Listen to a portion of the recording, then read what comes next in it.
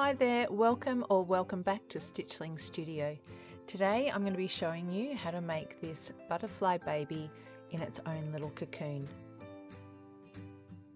This little doll is super simple to make, just requires a few scrap fabrics, and the great thing about it also comes with these transfer faces if you don't want to embroider your own face.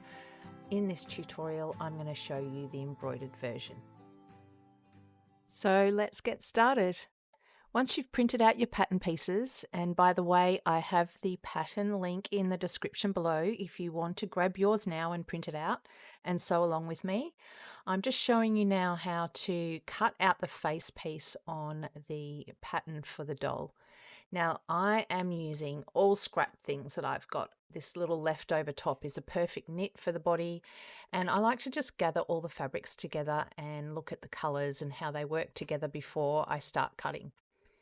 Now you can see that I'm tracing the body straight onto that little t-shirt that isn't required anymore, so I'm going to put the beautiful fabric to good use. So because the body fabric is made out of a stretch knit fabric, you just want to check that it's not too stretchy. Like this one is way too stretchy, it's got elastane in it. So to fix that, I'm going to fuse the back pieces with this fusing, which will give it some more body and less stretch. So back to cutting all your pieces out, because you want to cut everything first. With your two wing pieces, so one will be the outer wing and one will be the inside wing. So the outer one I always choose like a plainer fabric, because this is the one that you see when it's in the cocoon shape. So this is just a beautiful cotton linen that's got a bit of texture to it, which gives enough interest to be intriguing that you want to open up the cocoon and see the beautiful butterfly colours inside. And this is the inside wing, which is obviously a lot more patterned and fun and colourful. So I'm sort of thinking I'm making this for a baby girl, so keeping it really soft and pretty as well. So you can see that I've cut what's called on the fold, and that gives you an instant mirror without needing to cut both sides. So you're cutting the two sides in the one cut, which saves time and makes it line up perfectly. So we're up to cutting the face piece. Now you can see that the fabric has two grain lines, one going across, one going up and down. Make sure that you match the grain line on the pattern piece of the face. Don't put it on the diagonal or it'll come out all wonky. So when you cut it, you're cutting around the seam allowance on the face. So then when you go to trace the face on, the seam allowance is already around the edge. Okay, so I've traced the face on using this erasable pen, which is actually a thermal pen, so you can heat press that out, and trace the face plus the line on the back of the fabric as well. Taking your body pieces, flip them to the wrong side of the fabric, and this is where your pattern piece comes back into it, where you've cut out that face piece earlier in the pattern, because that is going to be your template to line up the correct position of where the face gets sewn on. So just popping that underneath and line up the wrong side where you've just traced that line so it fits exactly in that template, and then pin that in place, because you're either going to hand sew it or I'm going to machine sew it on, but it can be hand sewn on as well. And you're going to sew directly on the line that you have traced all around there. Okay, so you can see I've sewn that on, and so that becomes the front of the body where the face is. You're going to sandwich the front and the back together, making sure that the right sides are together, and just popping as many pins as you need, and you're going to sew around the whole outline using a 3/4 of an inch. Sorry, a 1/4 inch seam. Okay, getting ahead of myself. This is where we pink off the seam allowance. If you don't have pinking shears, just trim the seam back a little bit. I'm using the pinking shears because they're the best. I highly recommend you get some if you haven't. And right where those little ears are going to be, you want to trim right back to the seam. Just really careful you don't cut through your stitching. I have done that many times, it's frustrating. And then you cut the point off that corner as well. Okay, pattern time. Align the two notches on the back of the doll. Now you can see I've just drawn that line and very carefully using a tiny pair of scissors with pointy ends, just you're going to cut a slice out of the back. I know that will feel wrong, but it'll all make sense when you get to the end. Don't worry. So you're going to turn the doll through that cut. And it's a bit tricky because it's a bit grippy, that interfacing I've put on. But using a tool to help you, like a paintbrush here or a chopstick or something, just to help you push those corners out. And don't press it because you will press your face off. So just push it out. The stuffing will do the rest. Okay, now I am recycling this stuffing from an old cushion. So you just want to re-fluff it up just by sort of pulling it apart a little bit. Okay, we're up to stuffing. This is where your paintbrush comes in handy. I'm using a very, very cheap paintbrush. You know, the ones with the like stiff bristles you buy like in a discount shop or a very cheap craft shop. $2 is all I paid for this one. And then just trim the bristles off. And it's just perfect for holding the stuffing in place while you push it in there. Once you've done the outer extremities though, you probably just want to use your fingers just to fill up the rest and then just feel as you go.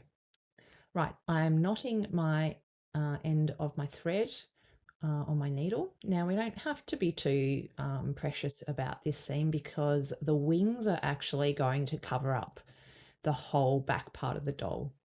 So as you can see here, I'm just using a very rough whip stitch just to close up that opening where we did the stuffing.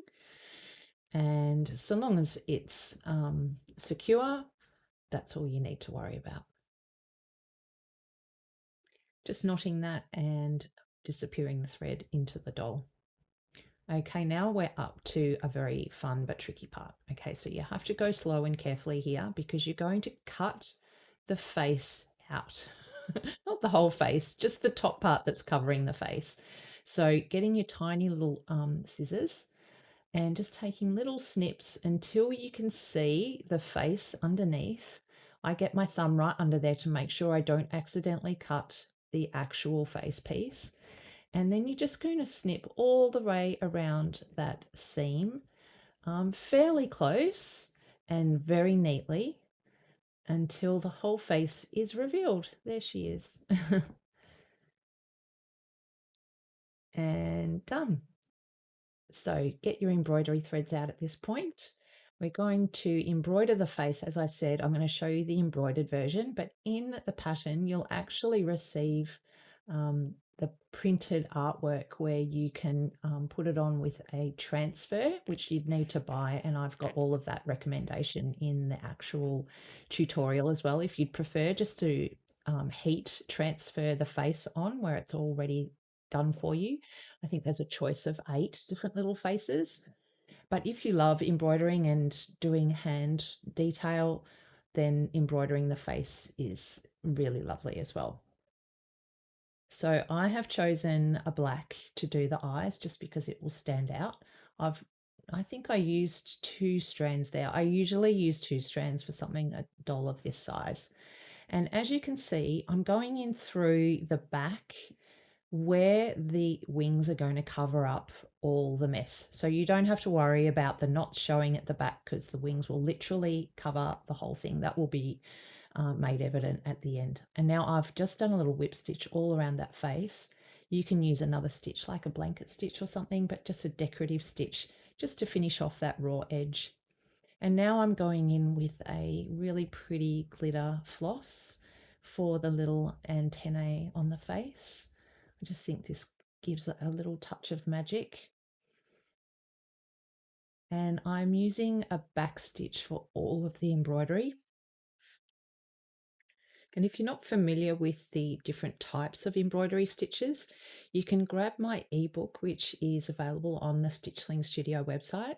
And it's got a whole section about all the different hand stitches and embroidery stitches that are most commonly used in doll making. So you can see here at the back, I've got a bit of a mess, which is the mess that will be covered up, so you don't have to worry about it. Now I'm adding a little touch of colour with some blusher and a paintbrush and a cotton bud will do the job. Wherever you want to put a little bit of colour on the face. Okay, grab your pattern piece out again and you'll see little notches, which will be the markings that you can use as a guide for the sculpting of the body. I have brought out my little pen again that will come out with an iron, which is perfect because you don't have to worry about making a mark that you'll see. And going in from the back, I've used a double normal thread, but you can use like an embroidery floss if you want it to be more prominent. And just looping the thread around and then pulling it at the back so that the little body sections come to life. And this is up to you how you want it to look. You don't have to do 3, you could just do 2, or you can make them really pulled in tight, or you can keep them fairly loose. This is your doll and your creation. And the next part is sculpting the little ears. So the marking on the pattern, trace again with your heat removable pen, and just as guidelines for you to stitch on, makes it so much easier. Now the pattern actually has 2 different forms, one with the ears that are up the top and the other one, which is this one, and the other one has got ears right on the side. So you can choose or you can do both. Make lots of dollies. Okay, so with your needle and thread, again, double thread, and match the colour of the doll. I think this time is easier. You can see I've just done a running stitch, and now pull it tight and wrap the thread around and around until the little ear is formed. And then just knot at the bottom, somewhere where you won't see it too much. And if I can get my needle in there, make sure you place a knot to hold it securely in place before you do the next ear.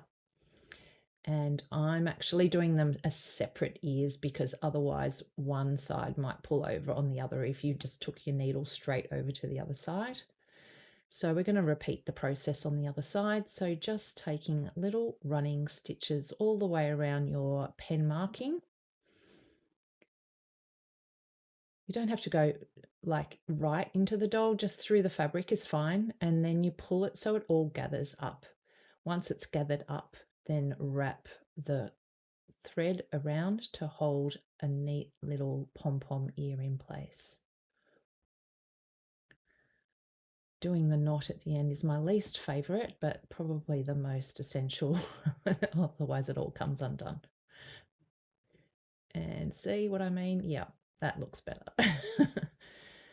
Okay, and that's the doll finished. So cute. Now we can start on the wings. So what you want to do is do the inner wing first because that's where all the decoration is. So again, there is a transfer piece for this inside part if you would prefer just to iron it on. I'm going to show you how to applique it on. So once you've got it securely pinned, taking a wide zigzag stitch that's also very short. So the length is really short, like a small number, and the width is a much bigger number. And that's what covers up the raw edge of that piece placed on the top and makes it secure and stops it from fraying over time as well. So both edges of that centerpiece, you want to applique both those sides on. And if it looks a bit wrinkly, don't worry, just give it a good steam press. Now I'm fast forwarding a little bit and I've already put the little spots on, same with the applique, and this is the time to also put a little something around the neck if you want to. Okay, so that's the inner decorations done. Now you're just going to want to press and then stitch those little flaps on the top parts of the wings, both on the front and the back. I've already done that with a zigzag. Now I'm going to sandwich the front and the back right sides together. So once you've placed those, aligned the edges, pin that in place. And you can see there the markings that are left unstitched, so you're going to want to replicate that. So here I have, just with a straight stitch, there's your opening that you're going to turn, and these two openings where you have made those little seams, that's where the ribbon's going to go. So with any kind of doll making or anything where we turn the whole piece out the right way, you always want to trim the curved edges. I always use pinking shears because it's just so convenient. And you also want to clip the corners. This will just make it turn really nicely and make it sit flat. It's well worth doing this prep before you turn. Now we're going to turn the whole thing out the right way through that opening that you left in the seam. And again, your paintbrush or your chopstick will help you do that. Give it a good press around the edges. As you can see, those two openings and this one, which we're going to hand stitch closed. But the wings are pretty much finished apart from the casing that we're going to stitch now. Okay, so I have just stitched that casing, and a casing is just basically like an envelope or where something is going to be placed inside. So in this case, it's the ribbon which will draw the wings into a cocoon shape. So you just want to measure out the ribbon, and then with a bodkin or a large safety pin, we're going to thread the ribbon through that casing that you've just created.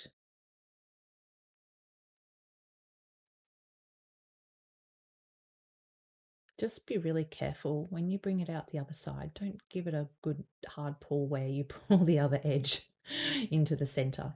So leaving the two edges of the ribbon overhanging, just place a couple of knots in each end to secure, and then trim off the excess. Done. Now we're up to stitching the wings on. So placing the center of the wings down the center of the back and covering up all those messy bits that you made earlier. Start at the top and make sure your first stitch goes through the ribbon, because this is what's going to hold each side in place and have the ribbon not pull out when you go to draw the wings up. So I've just used a back stitch. Now to finish it off, just a little press stud, which is going to keep the wings in place. If you're making this for a baby, make sure you use something that's safe, maybe like some Velcro instead of a press stud.